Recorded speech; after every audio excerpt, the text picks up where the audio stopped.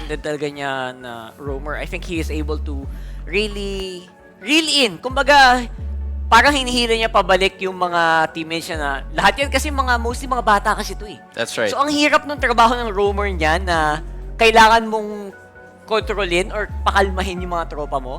Kaya ang taas ng damage taken per minute niya. Pero he's able to do it. He's able to get a lot of wins at least until now. Yeah, and I think we've also seen, you know, some few struggles then from Fnatic Onyx Philippines, especially during the second game of this series wherein they were trying to look for something na talagang kinakailangan and naipit sila with heroes na siguro parte naman ng plan nila pero hindi lang talaga gumana. Just imagine if it worked, right? That would be a different scenario. Gaya nung Kadita na sinusubukang i-execute ng RRQ Hoshi from before. Unfortunately, they're no longer part of the tournament. So baga nito ang magiging takbo niya. Now TLID, gusto nilang bumalik ngayon sa blue side. However, this is gonna be the same bans na makikita natin mula sa kanila. No Joy, no Louis, wala rin yung Bruno at yung Granger. So an immediate pickup of a Hilda here para magamit nitong si Aran. Alam mo, inaantay ko nasa yung Angeling combo nitong TLID. Sobrang proud nila sa combo pick na yun eh. We haven't seen any trace of it yet today. Yeah, I don't think they're looking for that. Kasi Fnatic Onyx Philippines love to pick the Cho and the Khalid. Yung mga annoying sa unang hindi makakalaro stage yung pa lang. Ling. Yung hindi talaga makakalaro yung Ling. So, even though that's their specialty, going up against this team, that would not be the case. Pero ito na naman. Ito na naman, mga kaibigan. Binalaan na namin kayo. Hindi kasi nanonood. Sinabihan na namin kayo. Nasa na? Ay, pero ito maganda naman. Okay, maganda yung ano sagot, nila. ha? Maganda yung sagot nila, Oo. Matilda and the Alpha. You have to give it to them though. Beautiful, beautiful. Pero wala eh. Parang lahat ng mga binabato mo na ganun lang si Super Prince at ako yung may hawak akong ip. Plus, pwede pa sila mag-pick up ng, I believe, Suyu if they want to, and that will most likely be it. So, Suyu, Cho, and Eve, really strong picks here for the Philippines, but you can also say the same thing para sa Indonesia. What the heck? Ano to? Parang bigayan na lang to sagad eh, no? Sabi mo kasi, best pick eh. Best pick eh. Best pick forward eh. May the best team win eh. Di, ang ganda nung Matilda because obviously, it will be able to help people out of the real world. So yung pag-exit nila, sobrang crucial niyan. Pero you're also gonna think, sinong damage dealer nito? Okay, so now we're looking at options like the Beatrix, the Moskov, the Harith. Pero yung Harith ay tinanggal na, so that's no longer part of the equation. Beatrix and Moskov ang posible natin titigan dito. And not only that, wala pang mid laner ang kupunan ng Team Liquid Indonesia. So a Khalid might be an option here for Fnatic Onyx Philippines kung sakali na pumili ng Farsa dito ang kupunan ng Team Liquid Indonesia. Kasi kailangan nila ng medyo mas mabilis na umikot given na meron ng Matilda sa kabila. Pero, men, pang-apat na beses na tong tinatanggal yung Edith na ginagamit ni Kirk. 100%. Ang maganda dito, may substitute naman siyang Hylos or Glue, maybe. And again, I also miss seeing the R-Dot from Kirk. Yung mga bagay na gusto sanang makita, pero obviously, can't really see that much from the R-Dot yet. That's CC. That's CC. There you go. So, if you are Fnatic Onyx Philippines, you do have the Khalid and the Beatrix. Pwede mong ibigay yun kay Kelra since Granger and Bruno are now gone. Yung Harith din ay tinanggal na. So, I think the next best option for them would be the Beatrix kasi it does contribute to the huge AoE damage output na meron sila. Tapos, I'll keep saying it kahit hindi nila pinipick, the Hylos is still there. Hylos you know? is really good. So, yeah. so parang, wala kasi hindi nila pinapansin talaga. Like, totally. Right? Yeah. But I feel like in this scenario, given na may Matilda sa kabila, it would be extremely helpful if you would have at least an extra amount of movement speed to counter that. And slow. May slow din yung Glorious Pathway. So, if you combo that with the real world, maganda yung slow. Pero again, because of the Matilda siguro, kaya nag-hesitate sila. And Kelra! Oh. Wow! Okay. Interesting. Like, fighting from a distance is gonna be 1-1. the idea for Fnatic Onyx Philippines. Nakadepende talaga sa magiging...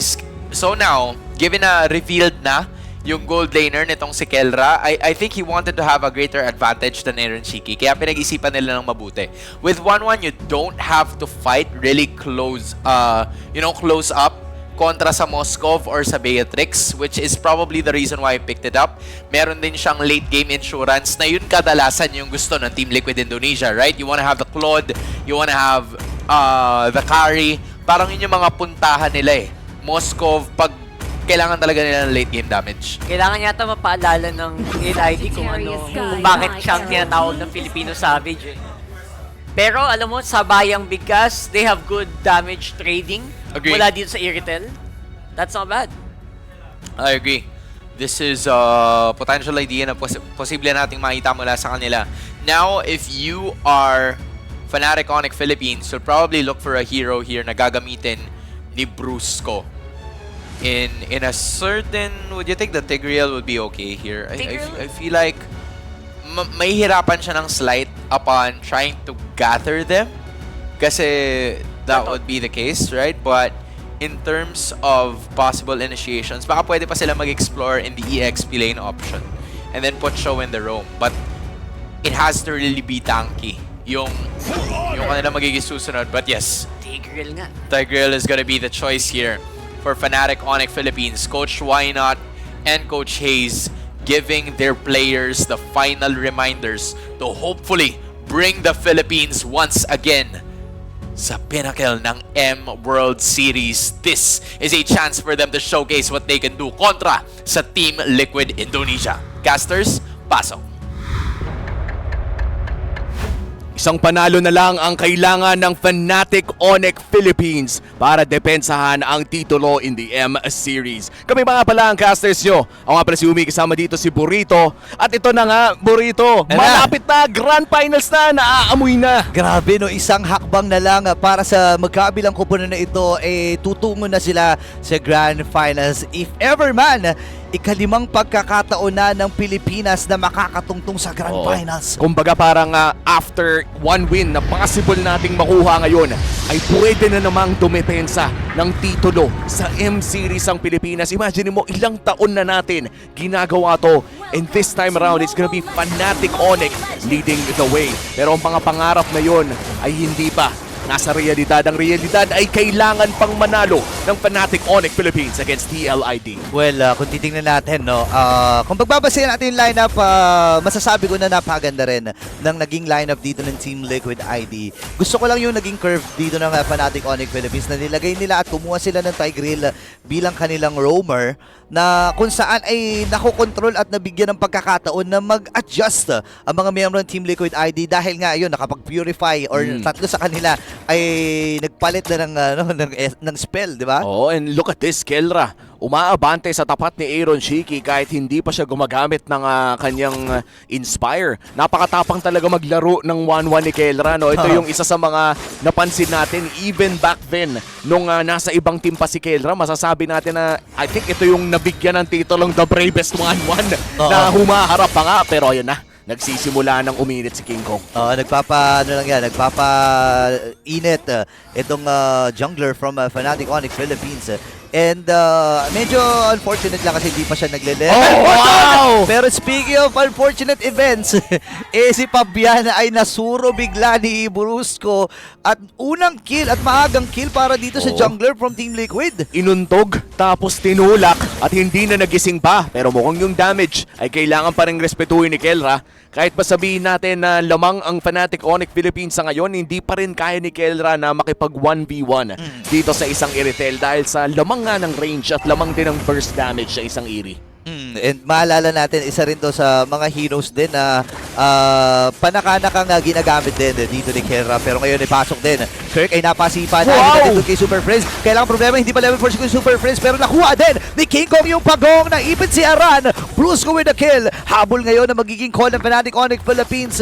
Pero sabi nila nasa paligid yung golem. Kunin muna natin to. At ito na naman si Super Prince tumatambay sa loob ng jungle ng TLID. Nagre-recall pa. Wow. Alam niyang walang kayang pumatay sa kanya. In Fnatic Onic Philippines, They seem to be in good form. Parang yung confidence nila ay umaapaw po rito. So, kitang-kita at ramdam natin. Hanggang ngayon ay level 3 pa lang itong si Ezekiel. Ayaw talaga bigyan ng pagkakataon na makalapit. Tingnan mo naman, umuokay-okay lang si Super Prince dito. And kung papansinin natin, halos lahat ng lane na lamang ang Fnatic Onyx sa top, sa mid, even dun sa bottom. Oo, naiiwanan din yung Hilda, no? Ganyan din kasi talaga yung gameplay kapag Cho XP lane ka. Hindi mo naman goal na talunin yung katapat mo. Ang goal mo ay unahan yung katapat mo at dito sa mid lane mukhang gagamitin na ni Ezekiel ang kanyang ulti para lang makapag-clear ng minions. Alam mong medyo nahihirapan na yung Farsa pag yun ay nangyayari. Mukhang hindi umaayon sa gusto ng Team Liquid ID. Ito, Kirk ay naipit. Meron pa naman siyang way para makatakas. Ang Wow! mula doon. Wow! Dragon na gamit din. Pero si Kirk na nabitawan dito ni Wede. Nasa lubong niya itong si Kirk. Nakapatay ang Team Liquid Indonesia. Pero ang Fnatic Onyx Philippines ngayon ay may pag-agaw ng ginagawa dun sa mga camps dito ng Team Liquid. Oo, medyo alam na ng Fnatic Onyx Philippines na may karapatan na sila na pumasok sa loob ng jungle. And I just want to point out, no, tatlong Purify ang meron dito ang Team Liquid ID. Grabe yung respeto na pinapakita nila both kay Kirk pati na rin kay Brusco. At yung respeto na yun, no, might give them a better mid-game. At least hindi sila iiyak kapag ay naseta ng napakadami. Dahil most likely ay meron naman silang hawak na paraan na makatakas. At parang ganyan din lang, si Brusco ang iunahin nila. Okay, buhay ba naman si Brusco dito? Pero not for long dahil nabagsakan siya ng Feather Strike habang si Ingo napalalim din! Nagulat siya na apat pa sasalubong sa kanya pero si Kirk ay nandito din, sipa. Pero hindi sumakto doon kay Fabian, nakatakas. Pero river manipulation na gagamitin ni Super Friends. Ligtas pa rin dito si Fabian, pinagtutulungan. Itong si Super Friends. And si Kirk ay buhay pa rin. Grabe naman, kanina pa tumatakbo to ha. Mukhang mabubuhay naman si Kirk pero semi nag-audition ang Super Family doon at mukhang hindi makakalipad si Kelra. Available pa ang Power Wilderness pero mukhang matutulak at mai-implosion at hindi na magigising pa si Aran. Ay naku, napalalim din si Aran doon. Sinamantala ni Bruce ang pagkakataon. Ngayon ay hawak na nila yung maliit na kalamangan, yung pag-swing nito sa poder ng Fnatic Onyx Philippines. Hindi pa ganun kalaki ang impact nun pero magandang magandang sabihin natin magandang para dito sa Fnatic Onyx Philippines kasi ibig sabihin nito sila nakakakontrol. Oo, and kita naman no na medyo frustrated yung mga nagiging engages ng side ng Team Liquid ID. Fnatic Onyx Philippines daw may mga chance or may mga sabihin na moments na pa-isa-isang pumapasok, no? Medyo hindi natin gustong makita. Of course, if Filipino fan ka na sumusuporta sa Fnatic Onyx Philippines, pero maintindihan mo din kasi, looking at the heroes, ito yung mga tipo na kahit dalawa lang sila o tatlo lang sila, gana naman in terms of skirmishes. So, Team Liquid ID parang yun din kasi yung gusto nilang mangyari. Oo, mabigat ito and ramdam ng Fnatic Onyx at Team Liquid Indonesia ang presyo talaga para sa kanilang kubunan.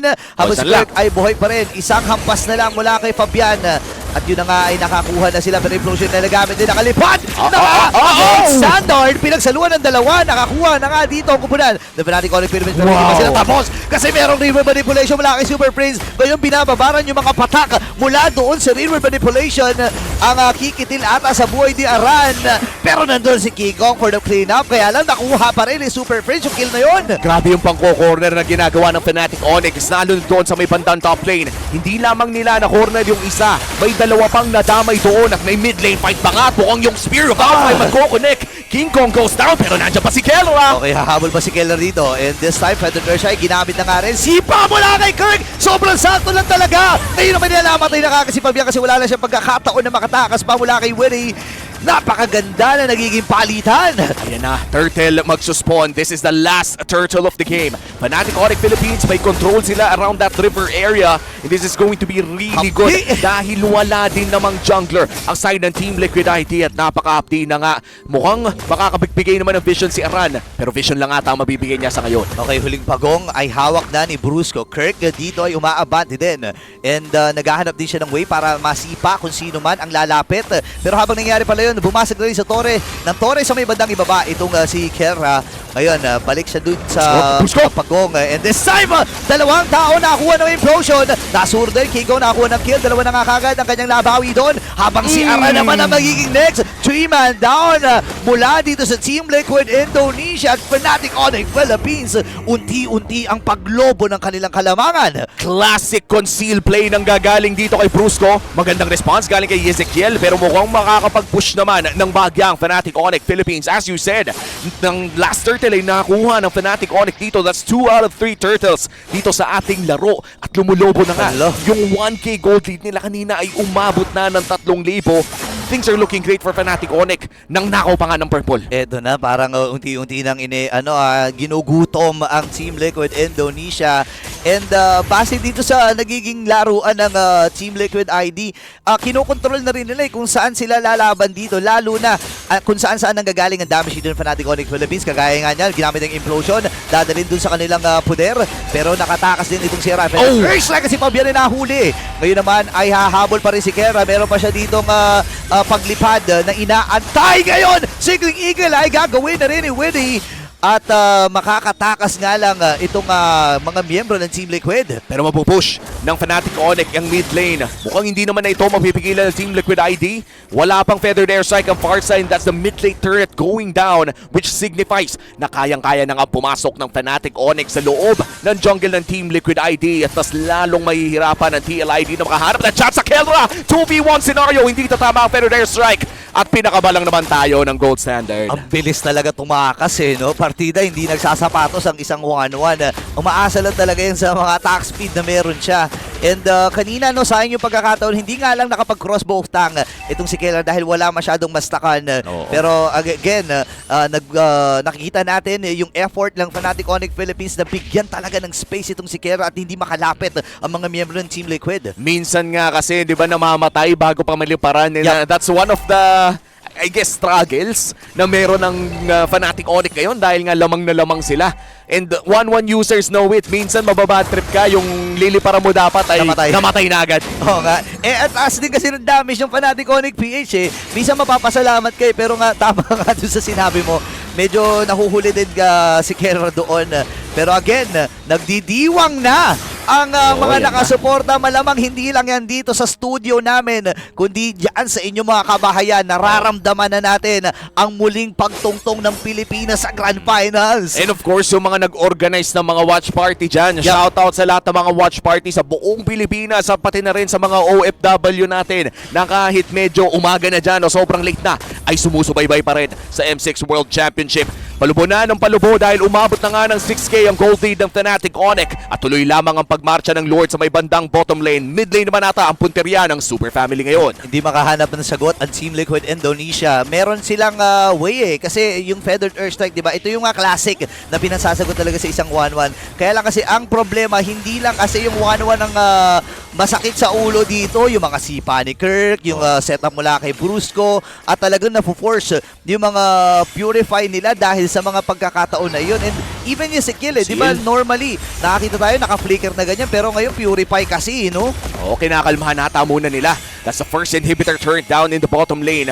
Meron pa namang wave na pwede nilang tulakin sa bandang mid lane, pero mukhang madedepensahan na ng TLID yung top lane inhibitor turret.